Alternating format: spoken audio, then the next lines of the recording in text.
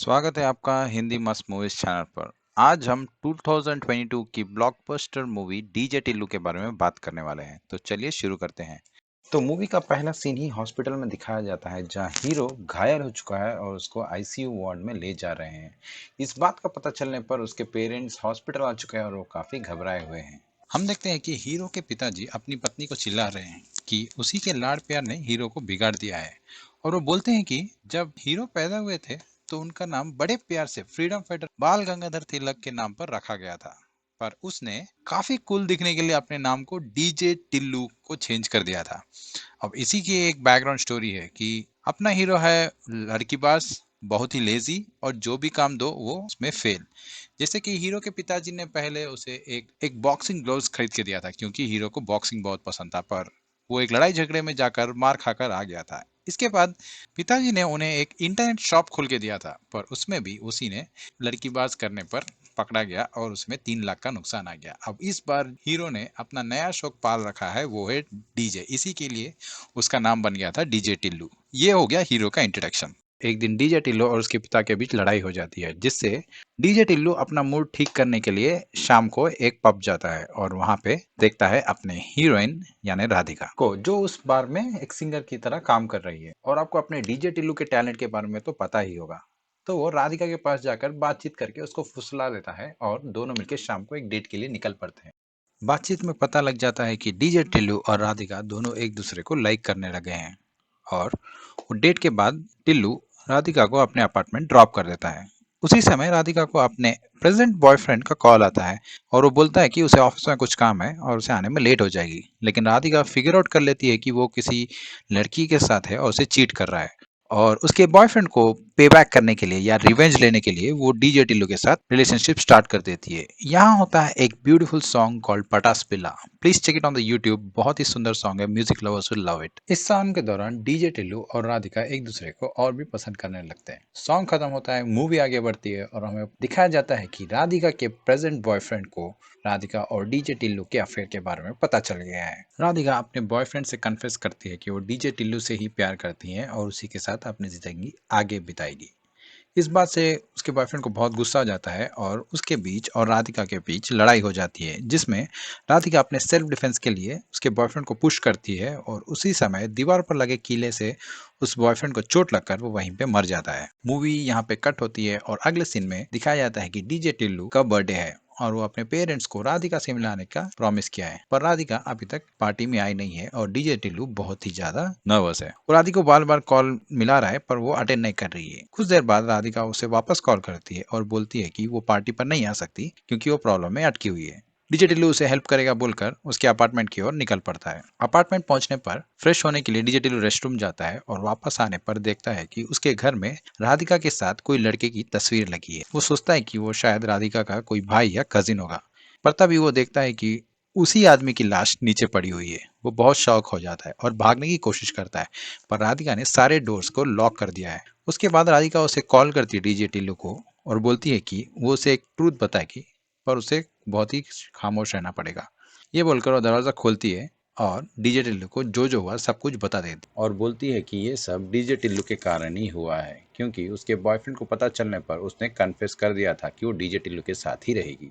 Tillu shock हो जाता है और बोलता है कि वो इससे ज़्यादा शॉक्स नहीं ले सकता है, क्योंकि पहले तो उसे पता नहीं था कि राधिका का एक बॉयफ्रेंड है, दूसरा वो उस अपने बर्थडे रात के दिन एक डेड बॉडी को देखा है, तो वो बहुत शॉक हो चुका है।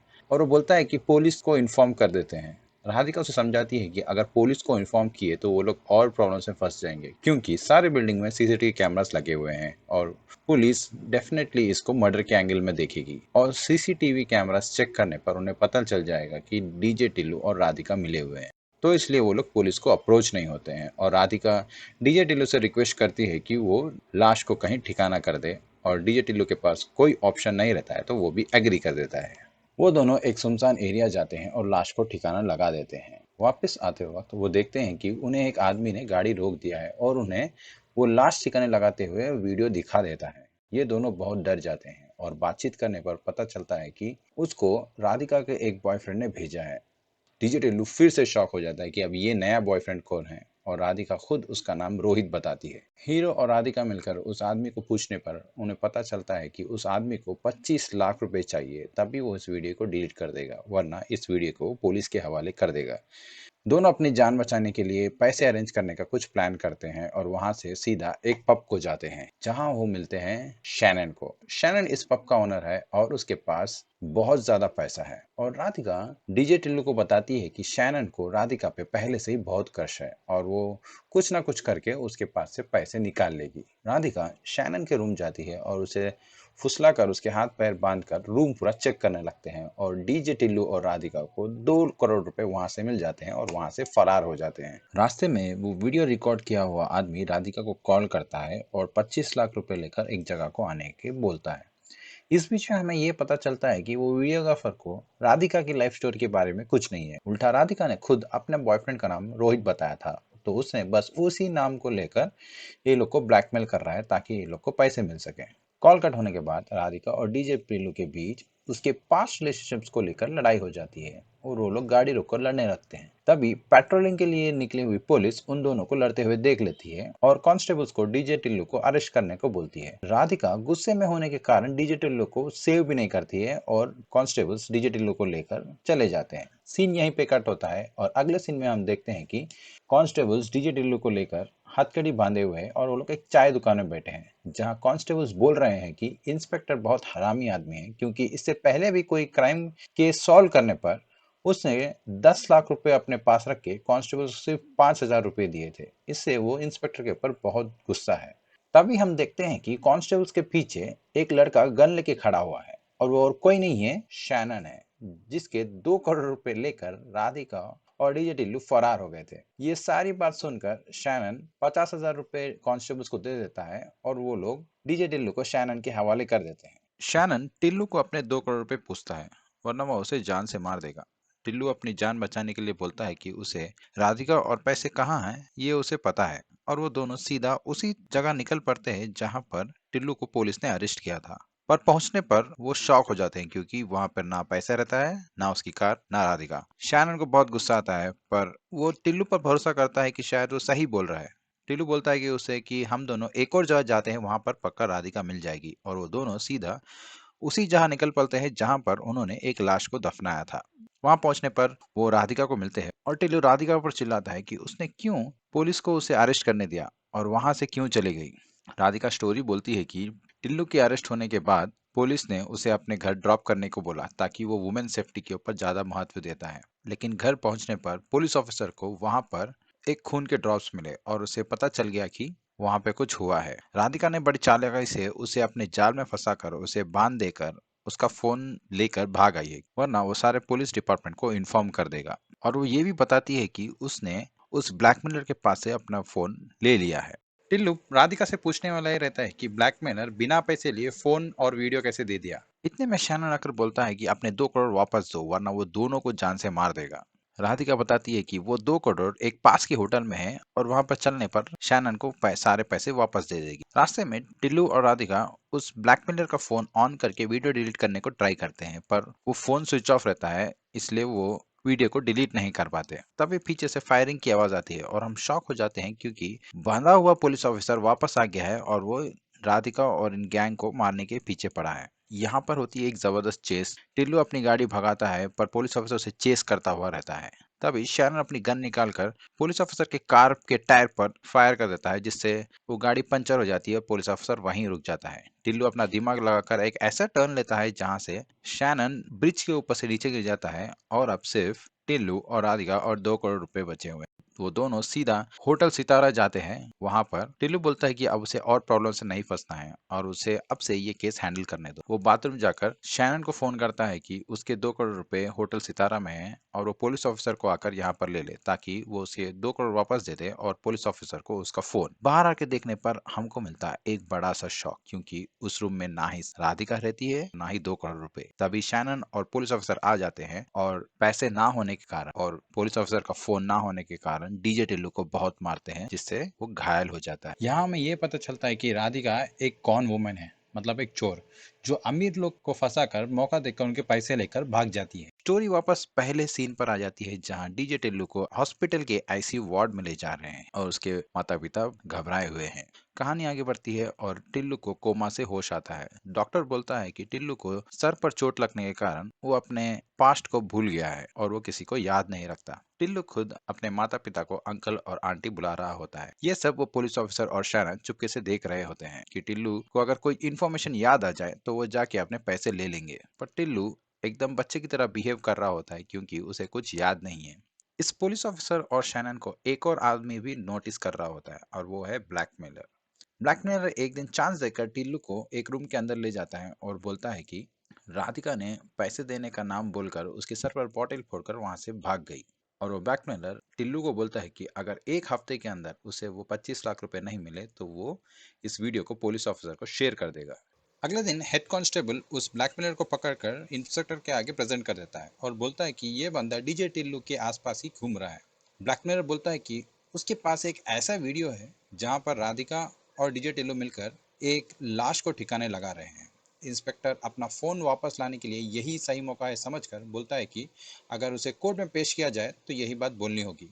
ब्लैकमेलर रेडी हो जाता है। थोड़ी ही देर में राधिका एक गोवा के क्लब में गाते हुए पकड़ी जाती है और इंस्पेक्टर सही मौका समझकर राधिका और डीजे टिल्लू को कोर्ट में प्रेजेंट कर देता है।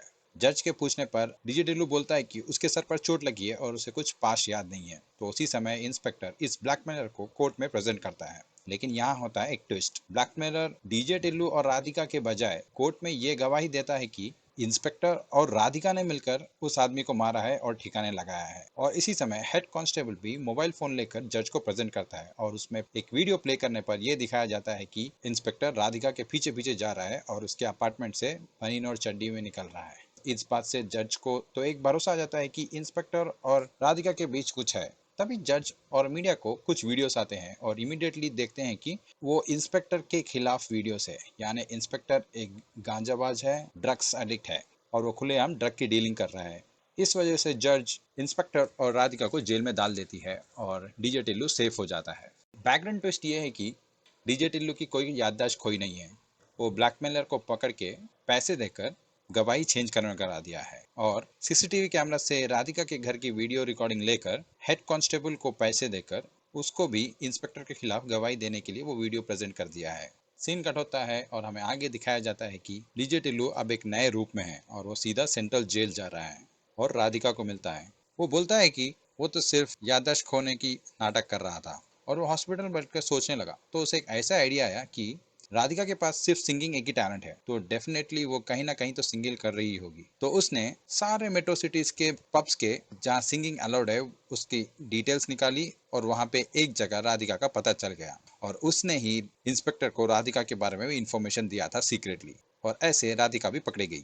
राधिका टिल्लू से पूछती है कि ये सब तो ठीक है लेकिन ब्लैकमेलर को और हेड कांस्टेबल को गवाही देने के लिए पैसे कहां से आए। तो डीजे टिल्लू फिर से अपना दिमाग लगाकर बोलता है कि जब वो दोनों रिलेशनशिप में थे उसने एक बात कही थी कि एक बड़े म्यूजिक डायरेक्टर ने उसे हरास किया था। तो उसने उस डायरेक्टर के पास जाके ब्लैकमेल किया कि अगर उसने उसे 2 करोड़ रुपए नहीं दिए तो ये इन्फॉर्मेशन न्यूज में दे देगा। म्यूजिक डायरेक्टर ने बोला कि तुम्हारे पास तो कोई प्रूफ ही नहीं है तो तुम बिना प्रूफ के कैसे साबित करोगे। डीजे टिल्लू बोलता है कि मुझे प्रूफ का कोई काम नहीं है, मैं बस मीडिया पास के पास जाऊंगा और मीडिया खुद ही तुम्हारा नाम बदनाम कर देगी और इस न्यूज़ को सुनकर दूसरी लड़कियां जिसको तुमने हरास किया है वो खुद ब खुद आगे आ जाएगी और तुम्हारा बैंड बच जाएगा। इस बात से डरकर वो म्यूजिशियन डीजे टिल्लू को 2 करोड़ रुपए देता है और इसी तरह वो पैसे सेट कर देता है। और लास्ट में डीजे टिल्लू राधिका को बोलता है कि उसने उससे सच्चा प्यार किया था पर राधिका ने उसे धोखा दिया है, पर फिर भी लाइफ ने उसे दूसरा चांस दिया है। उसी तरह वो भी उसे एक नई जिंदगी देने के लिए दूसरा चांस दे रहा है और उसके बेल पेपर्स उसके हाथ में देता है और ये भी बोलता है कि इसका ये मतलब नहीं है कि वो उससे अभी भी प्यार करता है, वो बस उसको दूसरा चांस देना चाहता है।